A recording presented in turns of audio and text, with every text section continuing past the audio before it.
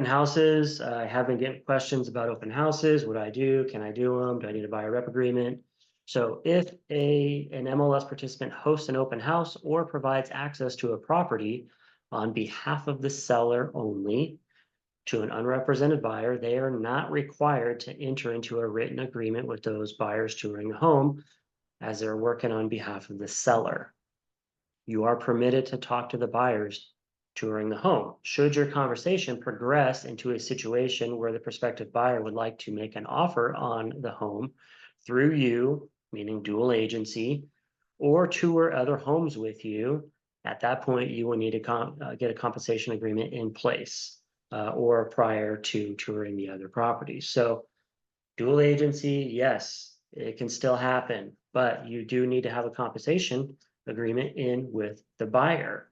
And truthfully, you have a little bit of inside track. If you are the listing agent and you probably know if the seller is willing and how much they are willing to pay a buyer's agent. So you can put that together on your compensation agreement with your buyer and explain to them how things are going to work and things like that. But you still need to have that compensation agreement in place, even if you're dual agency. So keep that in mind. Compensation amounts. MLS participants may not receive compensation for services from any source that exceeds the amount or rate agreed to in the buyer agreement. Just reiterating that. So does this mean that brokerages can only have one agreement with the buyer? And that's false.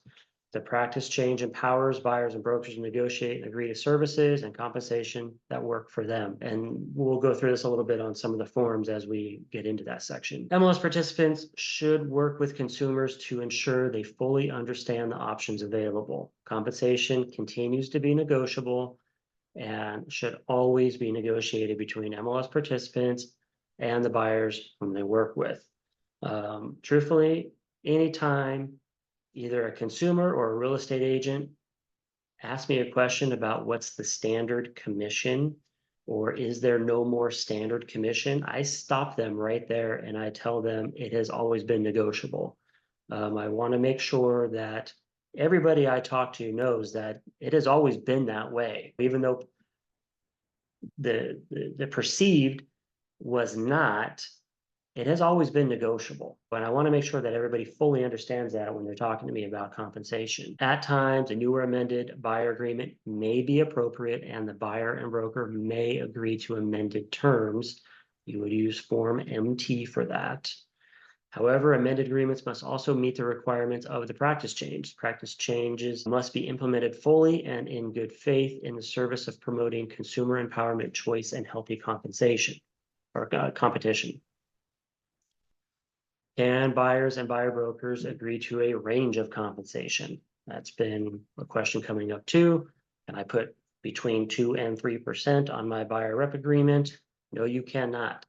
Under the settlement, any compensation agreed to in the written buyer agreement must be objectively ascertainable and not open-ended. So that would be open-ended if it is between 2 and 3%, or if you're saying, if I sell a home in this price point, it needs to be ascertainable. It cannot be open-ended. An example, a written buyer agreement cannot have a commission that a buyer broker compensation shall be whatever the amount the seller is offering to the buyer or between X and Y%. Importantly, NAR policy will not dictate the amount of compensation agreed to by buyers. We just went over that. Lastly, I want to go over transactional brokering before we get into the forms. So this would be where you're just facilitating the transaction. Maybe you're not representing them, but you are handling the paperwork, making sure it gets done properly, things like that. So here are some questions that come up with that. We have numerous ones going on. One just now closed like this, where our agent was just handling the paperwork basically. So do transaction brokers have to obtain prior approval from a seller before an offer of compensation is made or paid to another broker, agent, or representative acting for a buyer? The answer is yes. Transaction broker who provides brokerage representation or brokerage services to a seller must conspicuously disclose to the seller and obtain seller's approval for any payment or offer of payment that a listing broker or seller will make to another broker, agent, or other representative acting for buyers. For those of you who are wanting to continue to include buyer broker compensation in the total commission you are charging your seller, for one thing, I would just advise against that. Our forms are not designed to do that. They have not designed the forms to do that. And you're going outside of the protections of how these forms were designed to try and protect everybody, including us, the brokerage, your clients, everybody, from getting sued again. So, not saying it won't happen. I'm saying that they designed these forms in a way. Just stop doing that. When you're doing your listing agreement, you're charging the seller for your service only. They can tell you that they want to offer commission and all this other stuff. That's totally fine.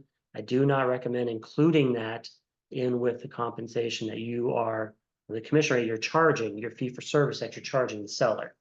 So just stay away from that. I think that potentially a phase 2 of this would be some sort of ruling where that will absolutely not be allowed. It's already getting a lot of scrutiny for agents who are wanting to do that and continue tradition, I guess, if you want to call it that. Just plan on moving on from that. But if you do that, it has to be disclosed on there. And there's really no spot on the RLA to do that. You're typing in other terms at that point. So there's really no space in the RLA to state that you will be out of your commission, because that's your commission that you're charging, the total, compensating an outside broker. So you'll have to disclose that. The disclosure must be made to the seller in writing in advance of any payment or agreement to pay another broker acting for buyers, and specifically the amount or rate of any such payment. So this was actually just updated on 8/8. So you can see we had the settlement stuff and they are still making updates. This was 4 days ago that they updated this. What if I'm charging a nominal fee to handle paperwork and advise the buyer, but I don't show them any homes? So maybe you're charging $2,500 and you're like, hey, you go view the homes and let me know what you want to offer on, and I'll handle it from there. Like a limited fee or service fee or something that you're trying to do. This falls a little bit under the transactional brokers. You are working for the client at that point, therefore you will need a compensation agreement. Even if you don't tour the home, you are working for them. This falls under transactional broker services. You must have a written buyer agreement when they work with a buyer. The working with language is intended to distinguish MLS participants who provide brokerage representation for services for the buyer, such as identifying potential properties, arranging for the buyer to tour property, performing or facilitating negotiations on behalf of the buyer, presenting offers by the buyer, or other services for the buyer from the MLS participants who simply market their services or just talk to a buyer, like at an open house or providing an unrepresented buyer access to the house that they have listed. So again, that would be working on behalf of the seller, would not need one. If you are doing this other stuff, then you are in fact working for the buyer and you need a compensation agreement in place. So this is different than working with an unrepresented buyer as a listing agent. So we have a couple questions. Let me pop in on those. Can you modify the buyer rep agreement at a later time to something lower? So I'm seeing confliction on that, but the big thing is it would need to be done prior to touring the home or essentially making the offer on the home. So you can't do that afterwards. So if you're wondering, I want to say they can't. They're advising against is what I'm seeing a lot of that. So you want to do it prior. You're not going to get into escrow and then modify your agreement then, just because the seller was only paying a certain amount of money or something like that. Can they be modified? Yes, they can be modified, but just be careful on your timing with that. Another one, what if you have an agreement with your buyer, but then find a property that offers a commission by the seller that is greater than your agreement? Can you make a new agreement that benefits you and the buyer? Does it really benefit you and the buyer, or does it just benefit you? That's an example where it would probably be frowned upon, where you modify your agreement because you want to make more compensation, which obviously we all do. But if it was you making more compensation because you have maybe a rebate agreement where you're gonna rebate a certain percentage of your commission back to the buyer, okay, then this could be in the benefit of the buyer, but modifying it because you know that the seller is gonna pay more doesn't benefit the buyer really in any way. It might actually be the opposite because essentially this is all getting factored into price and ending price. So I think that could be challenged pretty easily. I would advise that one. All right, so that's the end of that. Let me go over to, I'm gonna stop this share and go over to the forms.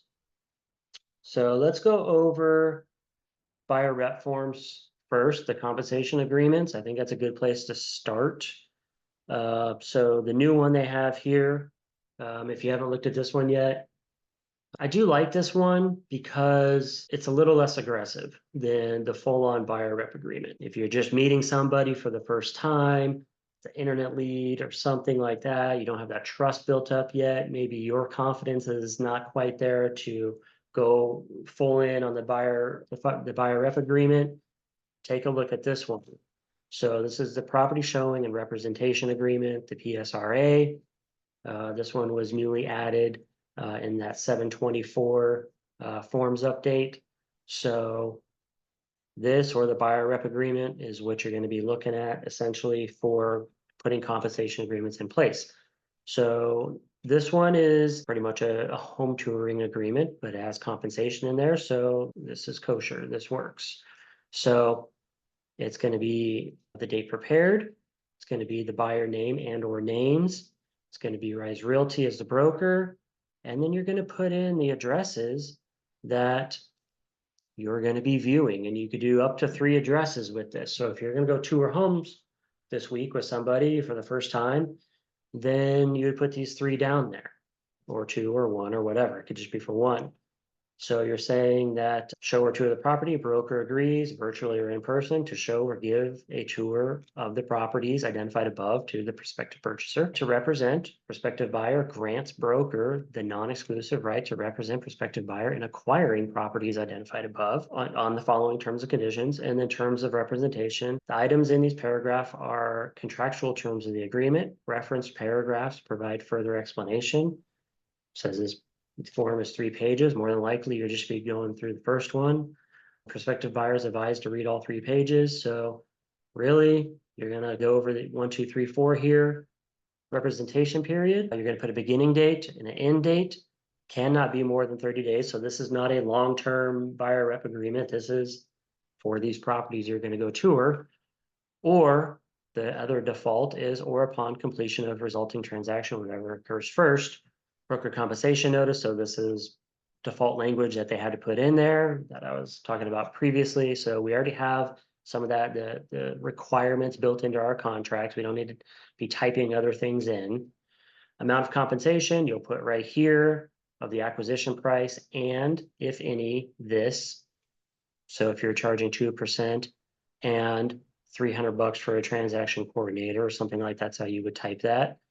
Or if you're going to do a flat fee, you're just going to check this box and then type in your flat fee and not do anything over here. Okay.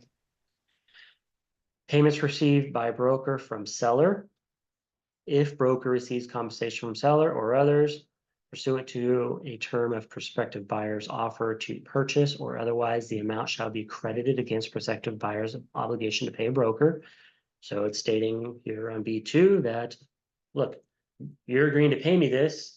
Should somebody else pay me, it gets credited towards what you owe me. It's as simple as that. Right here, they have it. Again, broker shall not receive any amounts in excess of paragraph 4B1, which is the amount you're agreeing to right here. Cancellation of rights and notice effective upon receipt or X amount of days. Any other terms, you can put them in here. Like I said, if you have some sort of agreement where you're going to do a buyer rebate of your commission to help them with closing costs or anything like that, that's a good other terms to put in there. And then we've got, just like how the RPA and RLA work, it references sections of the contract to talk about cancellation rights or payments through by other brokers. That's all down in here.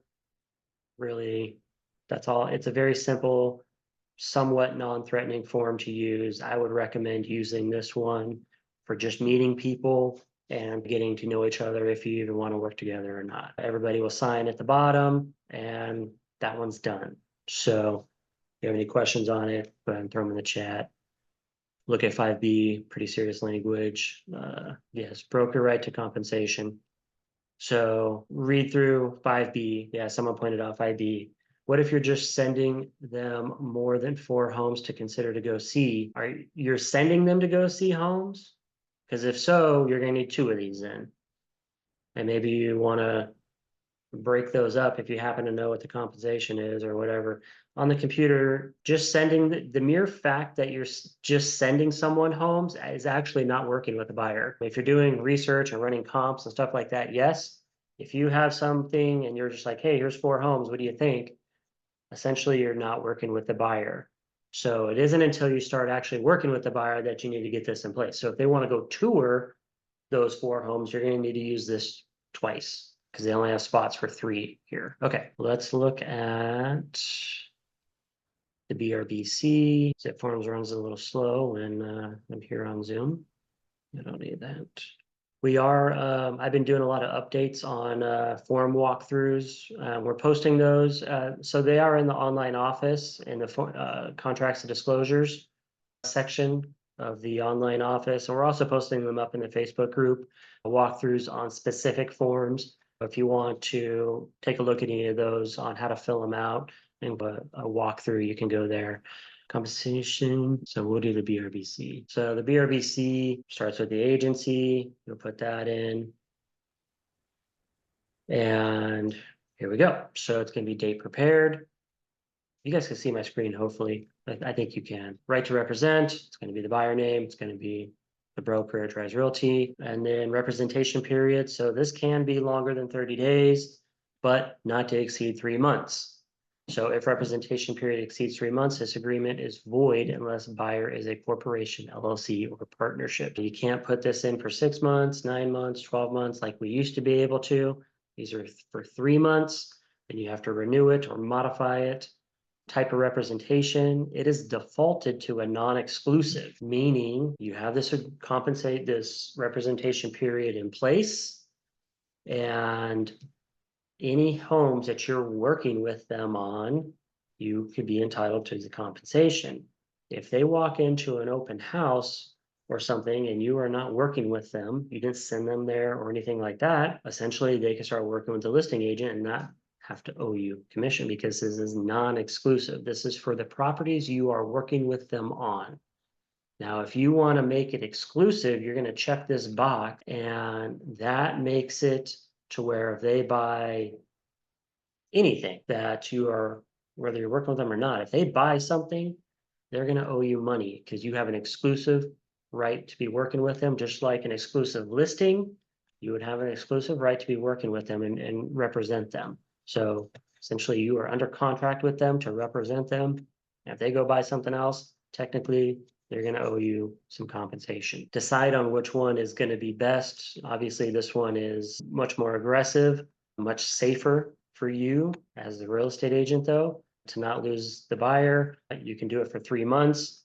And I guess after 3 months, if things aren't working out, you guys can figure it out from there. Property types. So you're going to put in the type of property that they're going to be looking for. You can keep it broad. It can be locations. It could be as little or as much. Certain counties, you need to put something in there. You can't leave it blank. But maybe you just want to put in the county that you're working in instead. And maybe it's going to be SFR in a certain county and then type in the county. So that leaves it pretty broad. If they buy a house in the county and you have an exclusive, you're earning compensation that they owe you. Additional buyer preferences and priorities. This is a new form that came up, the BIPP. Yeah, BIPP. I'm not going to go over this one today. This is an extension of this that really gets kind of nichey on what exactly they are looking for. I'm impartial on this form so far. I think it's just extra paperwork. I would personally rather leave it a little broad unless you just have that buyer that's, look, if I buy this type of home with you, then I'm going to compensate you, but anything else, I'm not working with you. I don't know, it could be used for that. Properties excluded from representation. You might come across that where maybe they are under contract. They viewed the home with another agent that they have a buyer rep agreement, a non-exclusive buyer rep agreement though. They toured it with another agent. They're working with that agent on that property. So this could be excluded in there. They might want to put that in. Here we have the language that is needed for per NAR, so we don't have to type anything. Amount of compensation, again, percent or dollar amount. Sorry, percent and any dollar amount, such as something else you're charging them above and beyond the percentage, or just a flat dollar amount. You can attach a compensation schedule if it is maybe escalating in price. If it's in this range, then it's going to be this flat fee. If it's in that range, it's going to be this flat fee or something like that. Or maybe it's having to do with the services that you're going to be providing. Maybe you have tack on fees or something like that, the more that you represent them if you're trying to go with a limited model. Next, we have the same language here as in the other one, that any payment being made from another party to you gets credited against what they owe you. Continuation period. So this would be like in the listing agreement when it expires or cancels, that there's a certain amount of days. So if you type in 30 days here, that you could still be due compensation because you were working with that client on that property and they end up buying it from someone else, so you could still be due the compensation. So obviously there's going to be rules behind that. So you'll want to go to 4C and read how that works. For the sake of time, I can't go through the entire thing. Cancellation rights, non-exclusive, cancellation effective upon receipt, or you can type in days. Exclusive, cancellation effective 30 days after receipt. So if you have the exclusive and you guys mutually cancel it, it's effective after 30 days of that date. Time to deliver personal financial information. Here, you're getting your client to perform a little bit too. Like they need to provide this to you so that you know that they have money to compensate you for one thing and or close on the house. So you're asking for a proof of funds up front, and that's a neat thing that they included in because now we're getting your client to engage with the contract as well and do some performance items. Other financial considerations, buyer does not have sufficient funds to pay broker, or buyer intends to purchase the following loan product, which does not allow buyer to pay compensation to broker. That may or may not come up. Currently, that would be a VA loan, but they have, I don't know if I want to call it waived, but they are allowing it right now. Will that go into complete effect soon? Probably. That's all stuff. They have to go through Congress and all that when you're dealing with VA. So it takes a little while longer for them to actually get stuff done.